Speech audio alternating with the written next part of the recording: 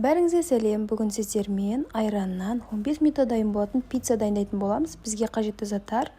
Бірінші кезекте біз айран қосатын боламыз. Ешқандай таразының көмегінсіз бір кесе қоссаңыздар жеткілікті.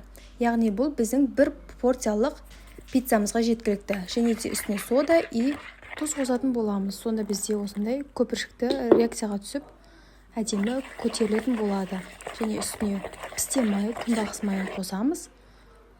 Яғни қамырымыз жұмсақ болу үшін. Ұнды қалауларыңызға қарай қосатын боласыздар. Бізде қолға жабыспайтын және де жұмсақ қамыр шығу керек. Осылай араластырып, қамыр елеп алатын боласыздар. Неге видеода көріп тұрғандарыңыздай жұмсақ болуы қажет. Ендігі кезекте біз ішіне қосатын заттарымызды дайындап аламыз.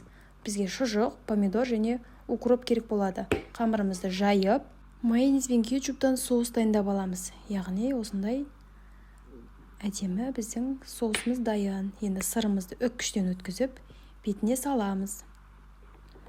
Қалауларыңызға қарай, біреулер көпті, біреулер аз қосқанды ұнатады. Мен көп қосқанды ұнатамын.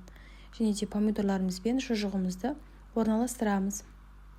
Мен пиццаның сәлями түрін жасап жатырмын, яғни шұжық пен помидор қосылған. Ал сіздер тауық етінен немесе тартылған еттен жасасаңыздар да болады. Мінекей біздің пиццамыз дайын болып қалды. Аскөктерімізді сеуіп, пешке 180 градусқа немесе әркімнің пеші әрқалай. Мен 180 градусқа 20 минут пісіріп алдым. Ең бастысы бұл тез піседі, сол үшін қарап дер кезінде алғандарыңыз дұрыс. Және қамырының жұмсақ болуының бір фишкасы пеште ұзақ ұстамағандарыңыз жөн. Ал пайдалы болса, подписаться батырмасын басып, тіркеле кетіңіздер.